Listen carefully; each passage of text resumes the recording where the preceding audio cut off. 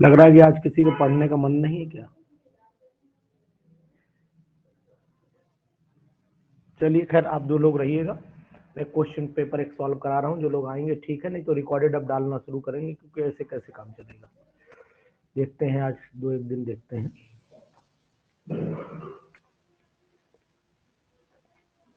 देखिए, ये मैंने सैंपल पेपर एक लगाया हुआ है और इस सैंपल पेपर पे हम लोग काम करेंगे। देखिए, ध्यान से सुनिएगा। हल्दर जी नमस्कार। हल्दर जी नमस्कार। देखिएगा, सबसे पहला क्वेश्चन ही आपके सामने है। बिल्कुल, अब आप लोग सुनते रहिए, हम आपको बताते रहेंगे।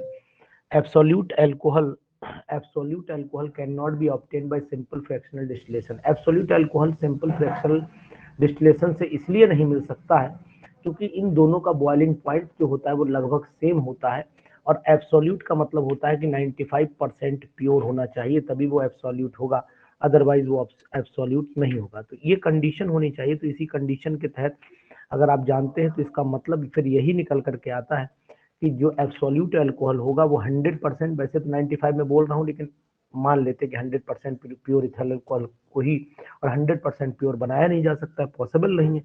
तो इसलिए इसको 95.57 माना जाता है, जिसमें लगभग 4.4% के आसपास वाटर होता है, जो दोनों मिलकर के एक मतलब कांस्टेंट बॉइलिंग मिक्सचर बनाते हो। कांस्टेंट बॉइलिंग मिक्सचर का मतलब होता है एजियोट्रॉपिक मिक्सचर। तो यहाँ पर ऑप्शन जो है वो डी सही हो जाएगा।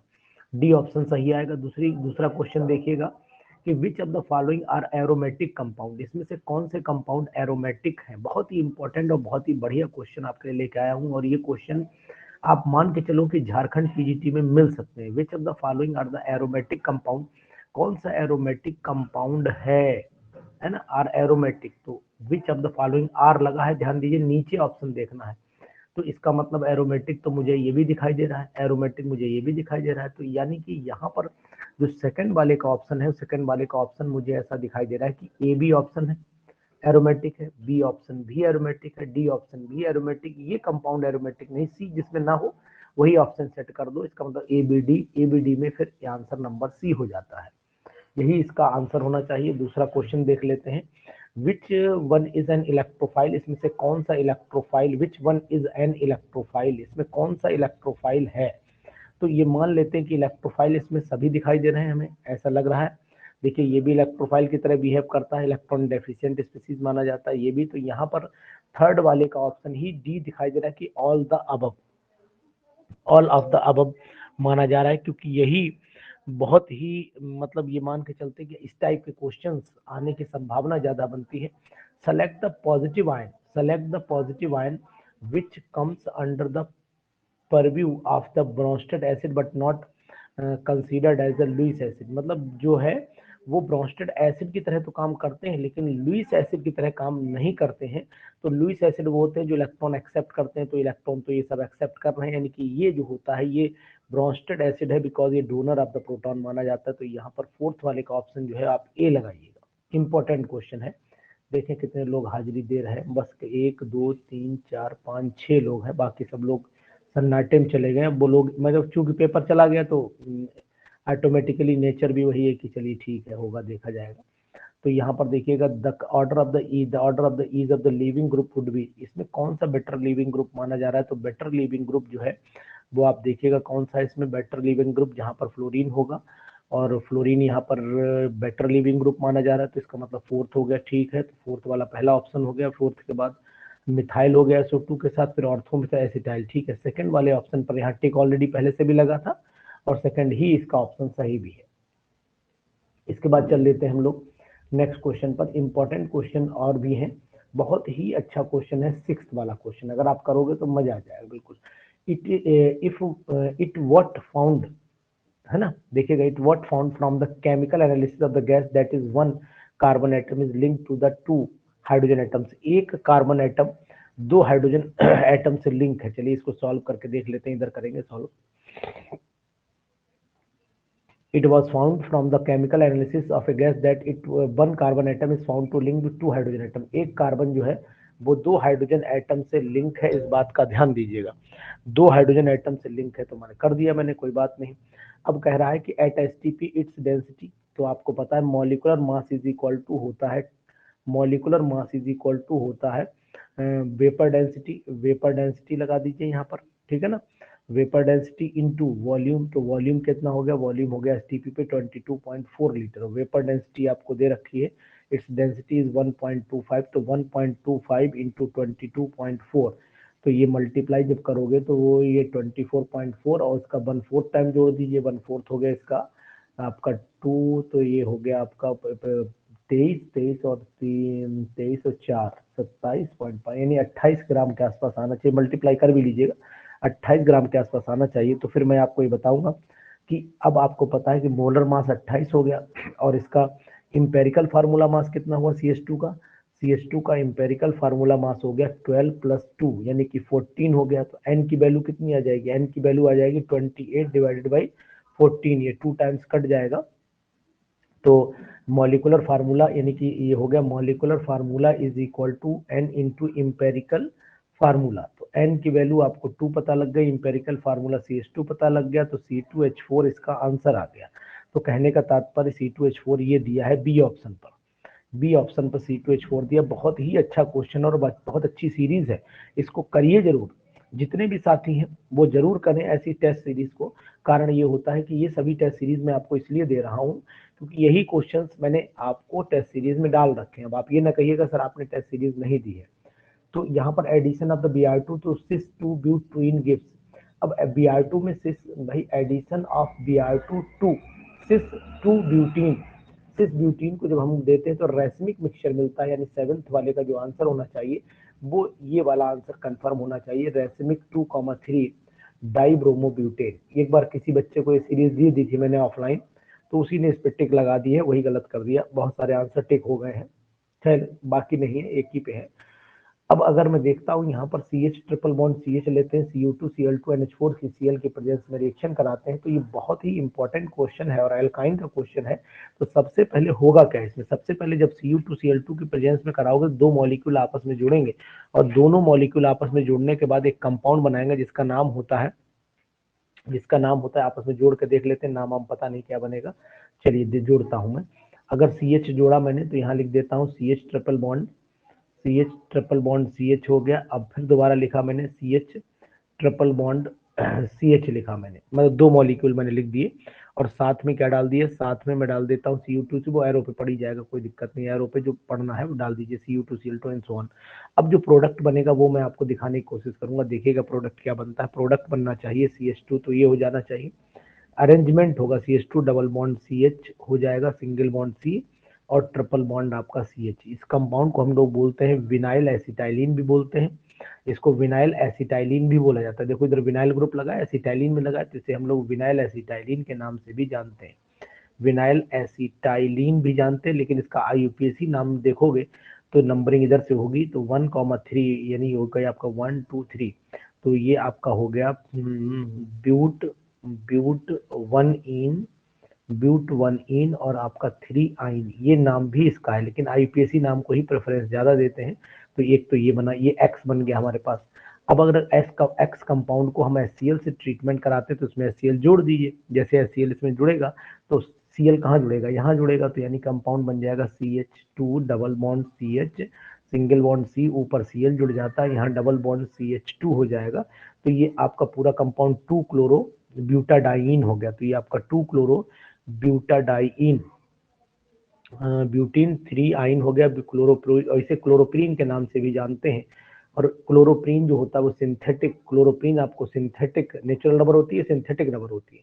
तो फिर आंसर ये हो जाएगा ब्यूट 1 इन 3 आइन और क्लोरोप्रीन, यही इसका आंसर। और वैसे आंसर तो विनाइल एसिटाइलिन और क्लोरोप्रीन भी हो सकता था, लेकिन प्रेफरेंस इन दोनों में अगर दोगे तो IUPAC नॉमेनक्लेचर को दोगे, तो इसलिए बी ऑप्शन एग्जैक्ट माना जाएगा as compare to D option, है ना। वैसे तो डी ऑप्शन भी इसका सही है, ये भी जान लीजिए। अगर 1 ब्रोमाइड कंपाउंड लेते हैं, 1 ब्रोमाइड मतलब 1 डिग्री का ब्रोमाइड लिया हुआ है, 1 डिग्री के ब्रोमाइड को एल्कोहलिक की वजह से कराइएगा तो प्रोपीन मिला, फिर HBr से कराया तो Br यहाँ जुड़ेगा और H यहाँ जुड़ेगा, तो 2 क्लोरो, तो यानी in the above reaction sequence A and B are related to one another as isomer. तो ये किस आइसोमर, तो जो 1 पे यहाँ 1 डिग्री है तो मतलब पोजीशन नंबर 1 है, तो यहाँ हो जाएगा आपका CH3, यहाँ हो जाएगा CH2, यहाँ हो जाएगा आपका CH2, यहाँ Br, और यहाँ पर जब बनेगा कंपाउंड तो ये बनेगा CH3 CH2 sorry CH3 CH हो जाएगा, यहाँ पर CH3 CH, नीचे आ गया आपका Br और यहाँ पर आ जाता है CH3। तो ये एक दूसरे की पोजीशन आइसोमेरिज्म कहलाएंगे। तो यहाँ पर ऑप्शन नंबर बी टिक करिएगा, बी पे सही रहेगा क्योंकि पोजीशन बदल रही है। विच of the following is a cyclic ether, इसमें से कौन सा साइक्लिक ईथर है? टेट्राहाइड्रोफ्यूरॉन, आपको दिख भी रहा, टिक भी ऑलरेडी लगा हुआ है। यही टेट्राहाइड्रोफ्यूरॉन ही जो बोला जाता है, यही हमारा कैसा कंपाउंड बोला जाता है? अगर आपको पता हो टेट्राहाइड्रोफ्यूरॉन का फार्मूला, तो ये साइक्लिक ईथर इसी में गिना जाता है। इस तरीके का कंपाउंड होता है, इसे साइक्लिक ईथर जानते हैं। Which hydrate will be more stable, इसमें से कौन सा हाइड्रेट सबसे ज्यादा स्टेबल होगा? तो आपको बता देते हैं कि जब भी एसिटल्डिहाइड का जो हाइड्रेट होता है वो कम स्टेबल होता है, फॉर्मेल्डिहाइड का हाइड्रेट ज्यादा स्टेबल होता है। तो यहाँ पर ज्यादा स्टेबल फॉर्मेल्डिहाइड का जो है वो हाइड्रेट होगा, तो फॉर्मेल्डिहाइड का, ये एसिटल्डिहाइड का, ये फॉर्मेल्डिहाइड का है। तो कहने का तात्पर्य ये वाला आंसर सही होना चाहिए। 11 के ऑप्शन देखते हैं कि क्या क्या दिए हुए, दोनों तो सही है नहीं। 11 का ऑप्शन में आपको दिया हुआ है, देख लेते हैं। 1 2 और इक्वली दोनों बराबर स्टेबल है, एक भी नहीं है, तो मेरे हिसाब से फिर ऑप्शन नंबर ए होना चाहिए, क्योंकि 1 पे ही फर्स्ट पहला ही वाला ज्यादा स्टेबल है, इसलिए पहले वाले पे टिक करिएगा। For the elimination of C double bond O group of the amide following reaction is used, कौन सी रिएक्शन इसमें यूज की जाती है? तो आपको पता होनी, हॉफमैन्स ब्रोमाइड रिएक्शन यूज की जाती है। तो यहाँ पर आप हॉफमैन्स, ये तो बहुत सिंपल है और आपने पढ़ी भी होगी, एमीन्स से पढ़ी होगी, इस रिएक्शन को भी पढ़िएगा ध्यान से। इसके बाद क्वेश्चन ये कह रहा है अगर CHO लगा PCl5 तो ये कंपाउंड बना। अब इसका फर्दर हाइड्रोलिसिस करा दीजिए, जैसे हाइड्रोलिसिस कराएंगे तो बेंजल क्लोराइड मिलता है। देखो यहाँ PCl5, इसको हाइड्रोलाइज करोगे तो यहीं पर वापस आ जाएगा, तो मतलब ये बेंजल क्लोराइड मिलेगा। बेंजल डाइक्लोराइड भी बोला जाता है ना, इस तरीके से कंपाउंड। तो आप इससे ध्यान रखिएगा, बेंजल क्लोराइड। इसमें कुछ आंसर टिक है, परेशान होने की जरूरत नहीं है आपको। यहाँ देखिएगा, for a given value of the L a single line is a normal spectrum, है ना, single line normal spectrum will appear line of the magnetic field. तो मैग्नेटिक फील्ड के लिए लाइन आपको पता होना चाहिए, M इज इक्वल टू होता है 12+1।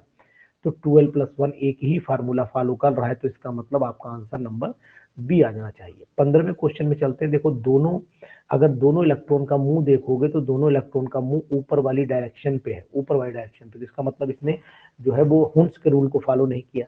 और दूसरी बात है, जब हुंस रूल को फॉलो नहीं किया तो दूसरी बात आपको ध्यान रखनी पड़ेगी कि पाउली एक्सक्लूजन प्रिंसिपल ओनली, यानी किस किस को वायलेट कर रहा है? एक तो पाउली एक्सक्लूजन को भी वायलेट कर रहा है कि दोनों इलेक्ट्रॉन के चारों क्वांटम संख्याएं बराबर नहीं हो सकती, इस केस में बराबर आ जाएंगे, तो दोनों को ओबे नहीं कर पा रहा है। इसका मतलब बोथ ए एंड बी पे आपको टिक करना पड़ेगा, बोथ ए एंड बी पे टिक करना पड़ेगा। बहुत ही important formula to evaluate the effective nuclear charge, formula to evaluate the effective nuclear charge. Effective nuclear charge का फार्मूला क्या है? तो आपको पता होना चाहिए Z-S, यानी कि भाई S यहाँ पर क्या है? S है यहाँ पर शील्डिंग इफेक्ट, जिसे हम लोग सिग्मा से भी रिप्रेजेंट करते थे। तो Z-S पर टिक करना पड़ेगा आपको यहाँ पर कि Z-S ही इसका परफेक्ट आंसर होगा, ठीक है ना। एक चीज आपको ये ध्यान रखनी पड़ेगी। दूसरी चीज ये है, the dipole moment of HBr is 1.6 into 10⁻30 centimetre and inter atomic distance is 1 angstrom. The percentage यानी करेक्टर ऑफ HBr इज। तो अब आपको क्या करना पड़ेगा? निकालना पड़ेगा, यहाँ कैलकुलेटेड वैल्यू आपको निकालनी पड़ेगी। और कैलकुलेटेड वैल्यू निकालने के लिए आपको क्या करना, पहले मैं आपको बताऊं। ऑब्जर्व वैल्यू दे रखी है, देखिए यहाँ पर mu observe is equal to हो जाएगा, mu observe is equal to 1.6 into 10⁻⁻30 हो जाएगा, एक बात।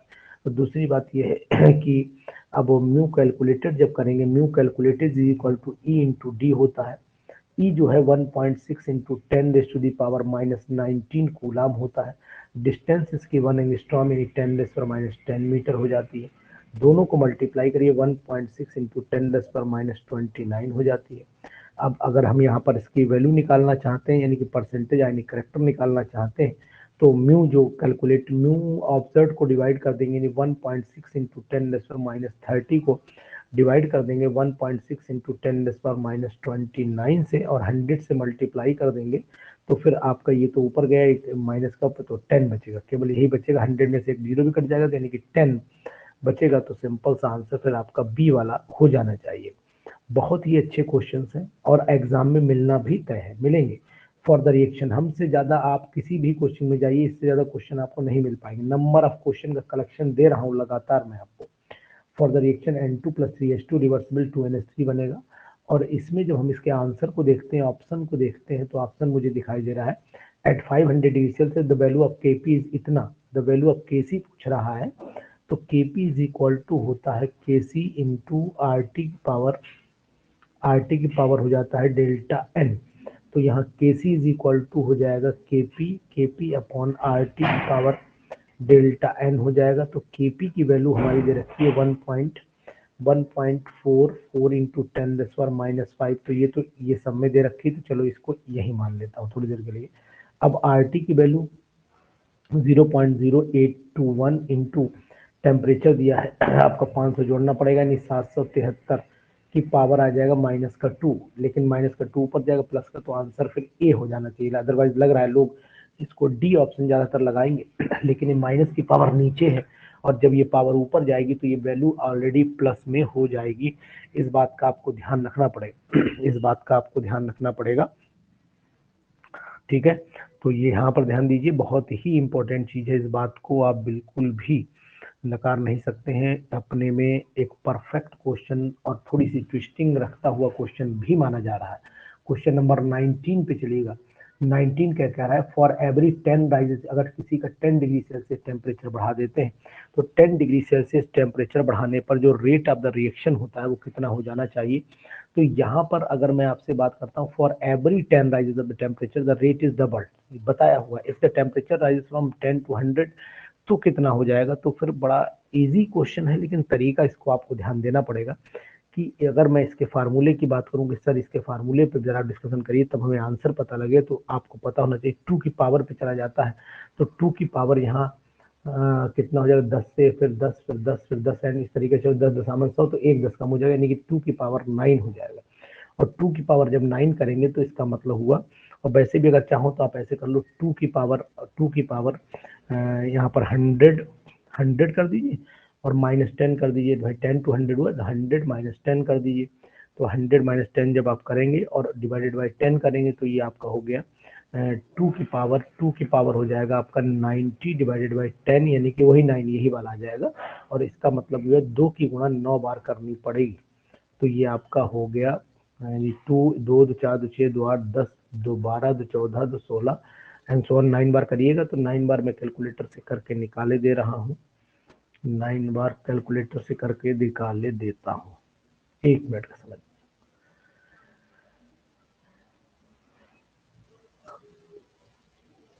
Two into 2 into 2 into 2 into 2 into 2 into 2 into 2 into 2, तो 2 2 4 2 6 2 8 10 2 12 14 और इंटू 2 इंटू 2, तो ये हो गया आपका 1 2 3 4 5 6 7 8 9, ये आ गया आपका 512 है, हाँ बिल्कुल है। तो इसका मतलब हुआ ये हमारा 512, ये आंसर हमारा यहाँ पर मिल जाएगा। इसी तरीके से क्वेश्चन नंबर 20 लगा लेते हैं। देखें कुछ लोग अगर हाजिरी दिखा रहे हो तो ठीक है, आज है ही नहीं, सब शांत चले गए, मतलब पढ़ने का मन नहीं। चलिए कोई नहीं, मैं आपको रिकॉर्डेड वीडियोस अब दिया करूंगा, आप घबराइएगा नहीं, बिल्कुल साथ हमारे बने रहिएगा, मैं आपको रिकॉर्डेड वीडियोस में डालता रहूंगा। In pure water, ionic product of the water is correctly evaluated by the using ionic product of water किससे निकालते हैं, प्योरीफाई, यानी प्योर किससे निकालेंगे। तो यहाँ पर pure ionic product of water निकालने के लिए देखो ये तो मल्टीप्लाई में चला गया।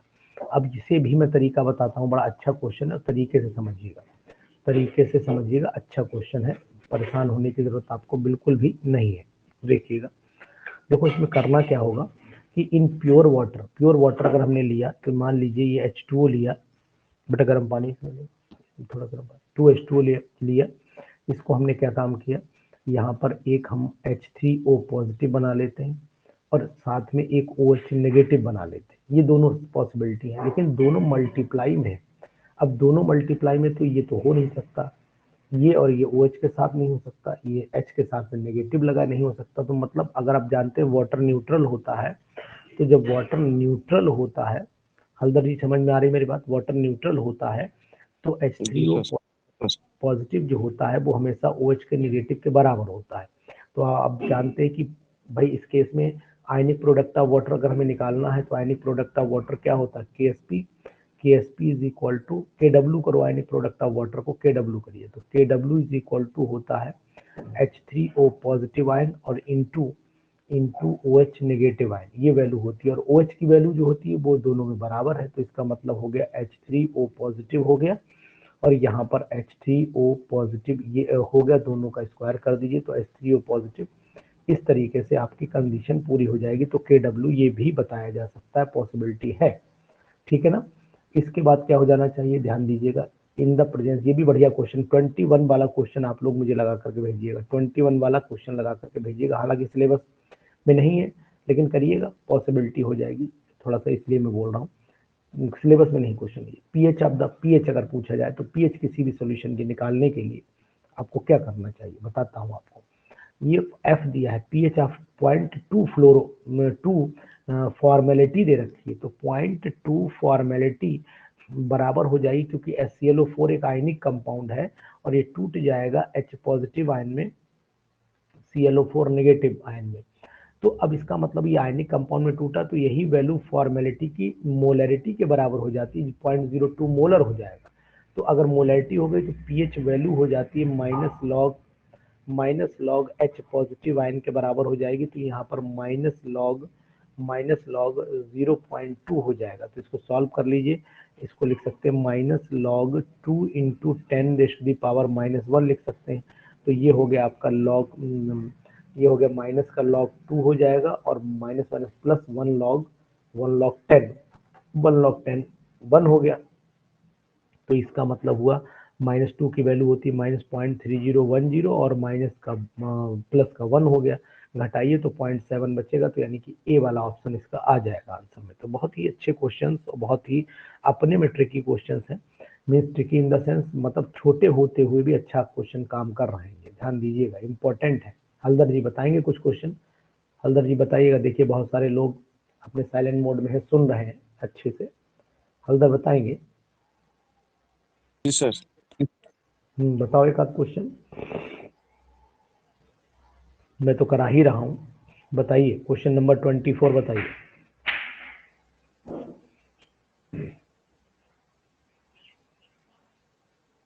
बताइए 24। कीजिए होगा sir.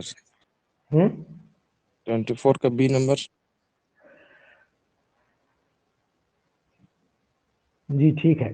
On adding NH4Cl to NH4OH solution the pH value, भाई जब NH4Cl ऐड करोगे NH4 तो पीएच वैल्यू घटेगी, तभी तो उसका एसिडिक करेक्टर बढ़ेगा, क्योंकि NH4Cl मिलाने पर एसिडिक करेक्टर बढ़ना है। ठीक है, बिल्कुल एग्जैक्ट आपने जवाब दिया है, ठीक है ना, सही जवाब है 24 का, बिल्कुल ठीक है। चलिए 25 में बताइए, बताएंगे 25 में बताइए, समझेंगे आप कुछ मेहनत कर रहे हैं। 25 में बताइए, पढ़िए।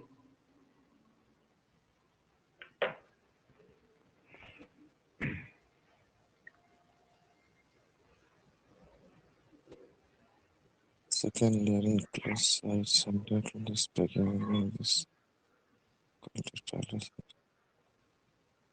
octahedral। कैसे कैसे ऑक्टाहेड्रल, ये बताएं कैसे।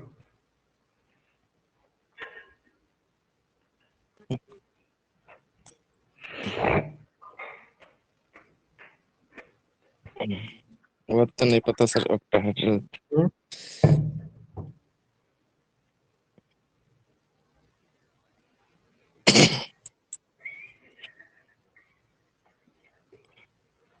देखो 25th वाले में अगर ऑक्टाहेड्रल निकालना आंसर तो आपका ठीक है, ऑक्टाहेड्रल ही आएगा। लेकिन अगर देखिए सिंपल सी बात यह है कि अगर मैं देखूं तो 3 spheres of the first layer and 3 of the second layer enclosed a site at the center in the closest packing arrangement। तो ये अरेंजमेंट ऐसे बनेगा, देखो एक लेयर तो मैंने ये बनाई, एक लेयर में ये बना लेता हूँ, पहली लेयर में ये बना लेता हूँ, दूसरी लेयर में ग्रीन कलर से ये वाली बना लेता हूँ, ये मैं बना लेता हूँ दूसरी लेयर, स्टैक टैग्ड कर दो बिल्कुल इसे। फिर मैं नीले कलर से ये वाली लेयर दे देता हूँ, 1 2 3 4 5। अब रेड कलर से क्या करता हूँ, इसका टेट्राहेड्रल पहले सेट करता हूँ, एक टेट्राहेड्रल, देखो ध्यान से, एक टेट्राहेड्रल बना बना, दूसरा टेट्राहेड्रल यहाँ बना। अब देखना एक यहाँ पर ऑक्टा बन जाएगा अपने आप थोड़ी देर में, ये टेट्रा बना, फिर यहाँ पर एक ऑक्टा बन जाएगा अभी, ये टेट्रा बना। इसके बाद जैसे ही आप यहाँ से शुरू करेंगे टैगिंग, यहाँ लगाएंगे, और जैसे ही आप यहाँ पर लगाना शुरू करेंगे, देखिए अब एक ऑक्टा आपका ऑटोमेटिकली ये जो बना है ये ऑक्टाहेड्रल वाइड ही बना है। ठीक है, ये ऑक्टाहेड्रल वाइड ही बन रहे हैं।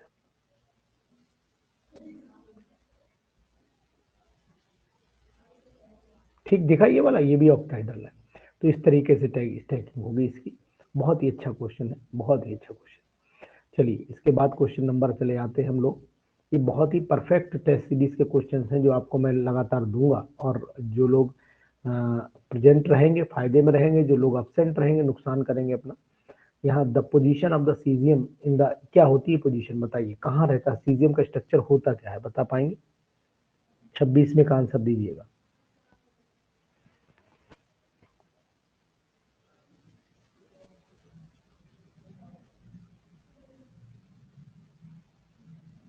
बोलिए।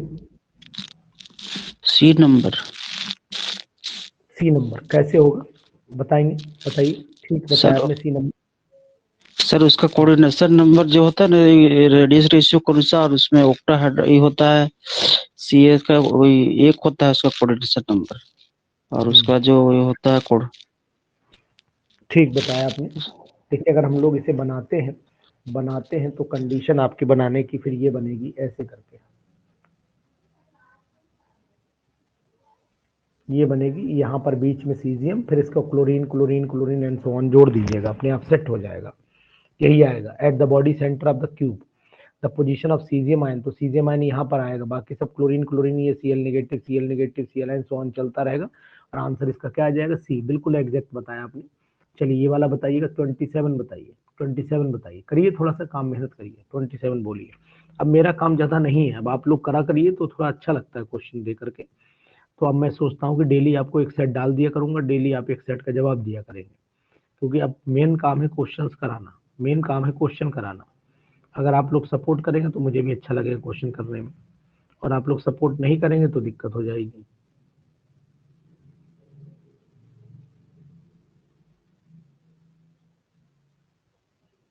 जी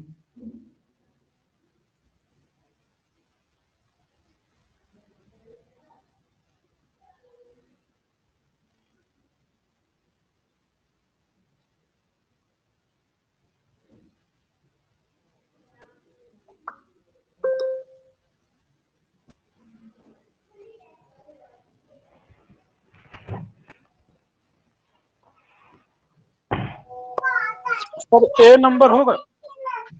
ए नंबर कैसे होगा?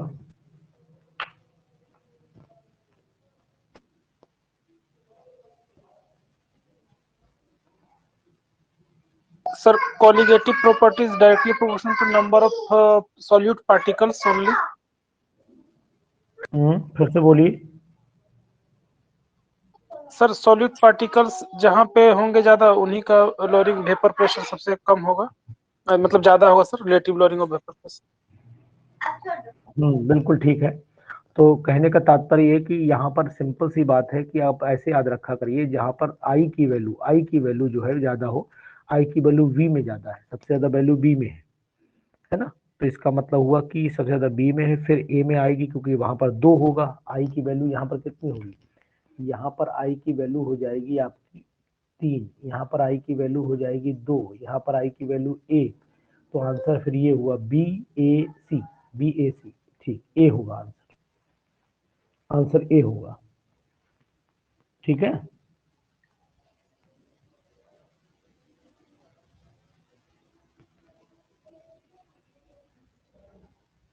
समझ गए भैया? हाँ सर।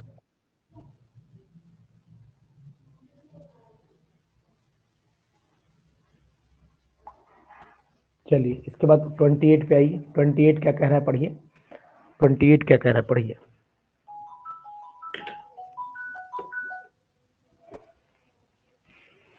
पढ़िए 28।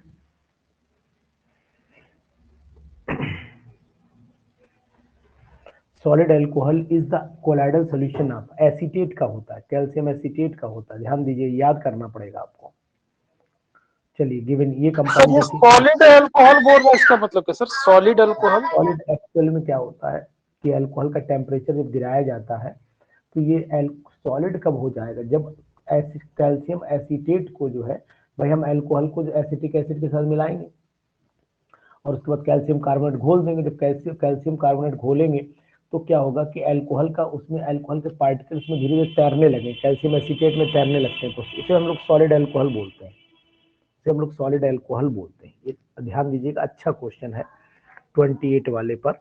यानी फिर सुनिएगा एक बार, लैंग्वेज द्वारा सुनिएगा। कोलाइडल सॉल्यूशन कैल्शियम एसीटेट जब अल्कोहल में सेट हो जाता है तो जेली की तरह बना लेता है, उसे हम लोग सॉलिड अल्कोहल बोलते हैं। फिर सुनिए दोबारा, colloidal solution of calcium acetate in alcohol set like a jelly, बिल्कुल जेली की तरह सेट हो जाता है, जिसको हम लोग सॉलिड अल्कोहल का नाम देते हैं। ठीक है, चलिए ये वाला 29 वाला फोटो अभी आपको मैं भेजूंगा पीडीएफ, तो मुझे आंसर भेजिएगा 29 वाला सॉल्व करके। 30 वाला मैंने आपको खूब कराया है, 30 वाला मैंने आपको खूब कराया, करके बताइए। 30 वाला मैंने कराया, करके बताइए।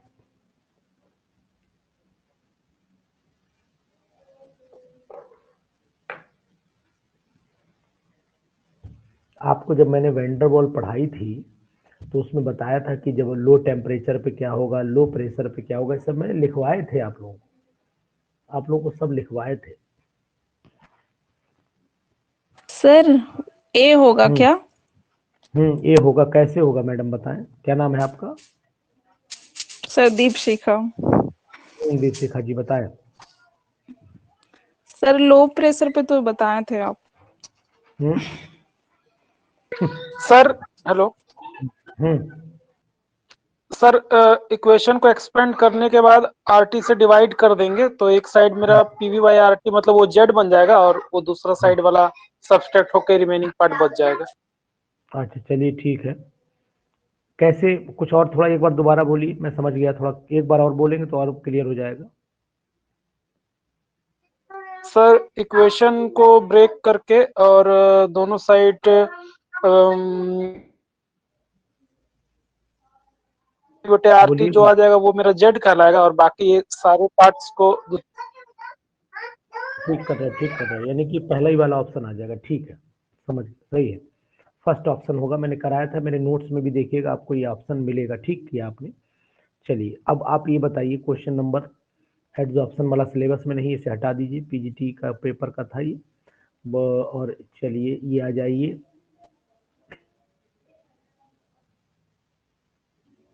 पीएच वाला नहीं है, ये भी हटाइए क्वेश्चन, ये करिए 36 वाला करिए, 36 वाला करिए।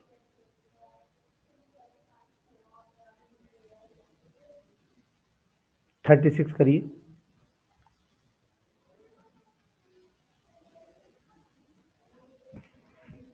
मैंने आपको कल ये पीडीएफ भेजी भी थी, अगर आपको याद हो, आप लोगों ने सॉल्व की हो तो, लेकिन आप लोग तो सॉल्व ही नहीं कर रहे हैं, साइलेंट मोड में चले गए। चलो खैर कोई बात नहीं जी, बहुत ही अच्छा क्वेश्चन है ये, करिए 35 35 करिए, 36 करिए। The process of converting hydrated alumina to anhydrous alumina, आपको पता होना चाहिए कि जब हम ऐसा काम करते हैं, है ना, हाइड्रेटेड एल्यूमिना को एनहाइड्रस एल्यूमिना में कन्वर्ट करते हैं, तो आपने देखो गर्म करना पड़ता है। जब हम लोग इसे गर्म करेंगे तो प्रोसेस क्या होगा, कैल्सिनेशन तो ही होगा, वाटर का रिमूवल, यानी कैल्सिनेशन तो ही होगा। तो यहाँ पर ए पार्ट पे आ जाइए, सिंपल सी बात है। एनीलिंग किसे कहते हैं? एनीलिंग में किसी चीज को जो है मतलब बहुत तेजी से गर्म करते हैं, और गर्म करने के बाद उसे कैसे ठंडा करते हैं, मतलब हवा में स्लोली कूलिंग करते हैं, तो स्लो कूलिंग हो और एकदम रेड हॉट हो। देखो the process of slow cooling of the red hot steel in the air, तो यही ऑप्शन हो सकता है। और कहीं लिखा है the process of obtaining pure iron, नहीं है। The process of immediate cooling, ना इमीडिएट कूलिंग नहीं करते, स्लो कूलिंग करते हैं, तो इसका मतलब आंसर फिर इसका वही है, पहला ही वाला लगाइएगा। चलिए ये वाला मैच करके दिखाइए, 38 वाला मैच करिए। चलिए बहुत अच्छा क्वेश्चन, 38 वाला मैच करिए, बताइए। इसे हम लोग क्या बोलते हैं? चिले साल्ट्रेपेटर बोलते हैं इसे, यानी कि फर्स्ट का बी हो जाएगा, फर्स्ट का बी, और इसे बोलते हैं माइक्रोकॉस्मिक सॉल्ट NaNH4HPO4, यानी दूसरे का आंसर आएगा सी, 1 का बी 2 का सी, और 3 का आएगा आपका वॉशिंग बेकिंग पाउडर यानी ए, और 4th का आ जाएगा आपका वॉशिंग सोडा डी। तो BCAD मिलाते हैं आंसर, BCAD यानी बी वाला ऑप्शन मिलेगा। देखिए मिलाइए, यही आएगा, चेक करिए।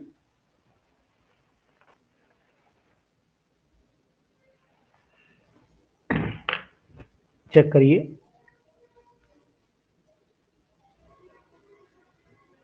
ठीक है सर।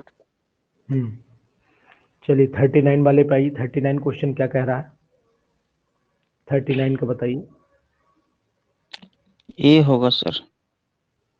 कैसे पता आपको?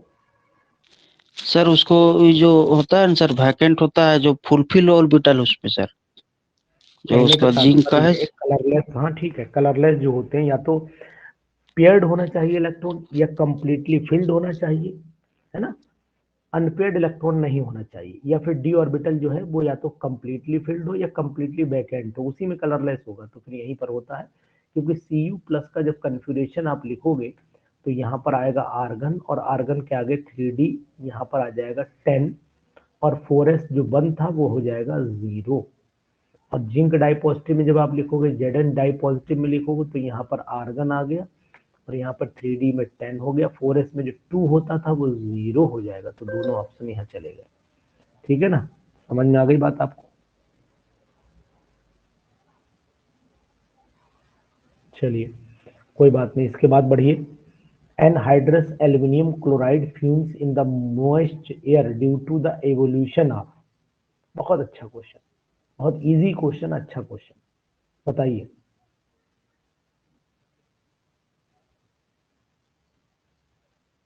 कौन सी गैस इवोल्यूट होती है?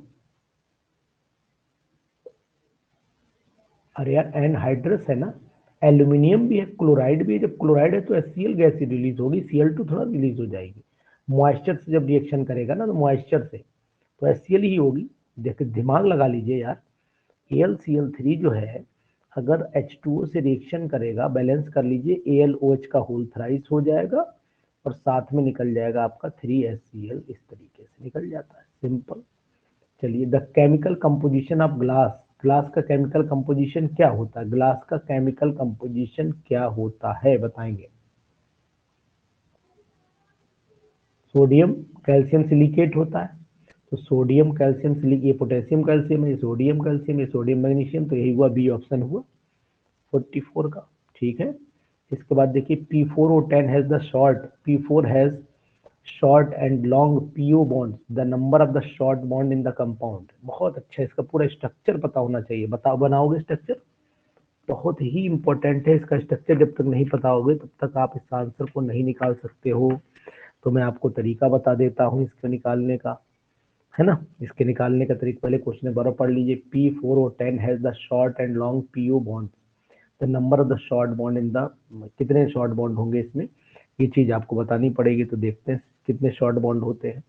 देखो सबसे पहला काम ये करो, यहाँ से शुरुआत करो आप, P, ठीक है, O, फिर यहाँ पर ले आओ P, फिर यहाँ पर ले आओ O, फिर यहाँ पर ले आओ P, फिर यहाँ पर O, फिर यहाँ पर आप P ले आओ, फिर यहाँ पर आप O ले आओ, और सो ऑन, जोड़ दो। तो OP करके जोड़ दो, ये 1 2 PO PO PO PO, 1 2 3 4 PO जोड़ दो आप। इसके बाद क्या करो, जो फास्फोरस है उससे सब डबल बॉन्ड O लगा डालो, बिल्कुल बिना सोचे, फटाफट ये O लगा दीजिए। लग गया, सब सेट हो गया। अब ऑक्सीजन को आपस में जोड़िए, एक तो ऐसे जोड़ दो, एक ये जोड़ दो, ठीक है। इस फास्फोरस से फिर जोड़ दो, ये जुड़ गया। अब चेक कर लीजिए कितने PO बॉन्ड आ रहे हैं आपके पास। तो कितने PO आ रहे हैं आपको दिख ही रहे होंगे, देख लीजिए जरा एक बार, बताइए कितने PO आ रहे हैं, मिलाइए, गिनिए। यहाँ देख लो क्वेश्चन दोबारा, PO bond, the number of the PO bond check करिए, देखिए कितने दिख रहे हैं आपको PO bond, shorter PO bonds कितने दिख रहे हैं?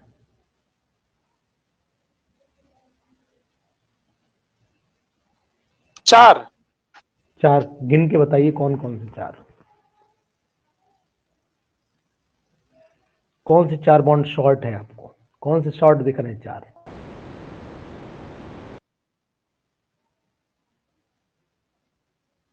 बताओ कौन से 4 दिख रहे हैं short,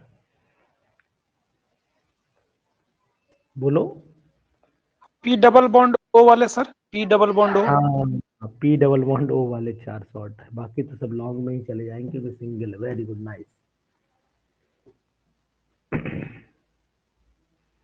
which of the following is a calcium super phosphate, तो पता ही होगा CA3PO4 का होल ट्वाइस वाला कंपाउंड जो होता है कैल्शियम सुपर फॉस्फेट, और साथ में इसमें कैल्शियम सल्फेट भी रहता है, वाटर भी रहता है, तो फिर यही बनेगा, बी ऑप्शन ही बनेगा। 46 का बी ऑप्शन ही बनना चाहिए। लेकिन कैल्शियम फॉस्फेट और कैल्शियम सल्फेट प्लस में हाइड्रेटेड भी होना चाहिए, हाइड्रेटेड है नहीं तो नहीं बनेगा ये ऑप्शन। हटाओ, अब ढूंढो दूसरा। 46 वाले का ढूंढो आंसर भाई। मुझे तो इतना पता है कैल्शियम जो है फॉस्फेट और जिप्सम दोनों को मिलाते, हाँ ठीक ठीक, कैल्शियम फॉस्फेट जिप्सम, तो कैल्शियम फॉस्फेट हो गया, ये कैल्शियम फॉस्फेट कैल्शियम ऑक्साइड ये आ जाएगा। यानी कहने का तात्पर्य डी ऑप्शन, इसमें आंसर भी मिला लो मिल जाएगा। 45 46 डी ऑप्शन ठीक है, बिल्कुल सही है। The geometry of the H2S and it's dipole moment is, H2S की ज्योमेट्री क्या होगी, इसका डाइपोल मोमेंट कितना होगा, तो एंगुलर होता है H2S, आपको पता ही है, डाइपोल मोमेंट 0 हो जाता है, वो भी आपको पता है भाई। यहाँ पर मैं सल्फर ले लेता हूँ, यहाँ पर H ले लेता हूँ, यहाँ पर ये H ले लेता हूँ, है ना, समझ रहे हो, ये अपनी तरफ बराबर फोर्स से खींचेगा। तो कहने का तात्पर्य है कि यहाँ पर एंगुलर जो 47 वाले में है एंगुलर तो हो ही गया, लेकिन 0 तो हुआ नहीं, तो एक साइड में जा रहा है। हाँ, नॉन जीरो दिया, ठीक दिया है, 0 नहीं होता है, सही है, यानी ए ऑप्शन दिया, ठीक है। चलिए, अब ये वाले क्वेश्चन में आपको शीट भेजी हुई है, बचे हुए 3-4 क्वेश्चन करिएगा। 3-4 का 2 ही बचे, 49 और 50 और 48 बचा होगा शायद, 48, हाँ बस ये 3 क्वेश्चन आप करिएगा। मैंने आंसर शीट आपको कल भेजी, वो आंसर भी भेजे हैं और इसका क्वेश्चन भी भेजे, तो इनको करके आप मुझे भेज दीजिएगा। और अधिकतर लोग जो इनएक्टिव हैं वो लोग एक्टिव हो जाइएगा, अगर वीडियो रात में देखिएगा तो एक्टिव हो जाइएगा, तो फिर मैं जितने भी टेस्ट सीरीज के क्वेश्चन से दे दूँ, फटाफट आपको दे दूँ, करवा दूँ। नहीं तो फिर आप लोग जो है बड़ा सुस्त हो गए। और बीच बीच में क्लास, मतलब मैंने आपको बताया कि ये क्लास अभी कंटिन्यू रहेगी, लेकिन दिसंबर के बाद फिर मैं वीक में जब मूड होगा तो मैं आपको इन्फॉर्म भी कर दूंगा, टेस्ट भी लूंगा कायदे से, सब चलता रहेगा। फिर आज इतना ही रखें, ठीक है, लोग भी नहीं, ओके।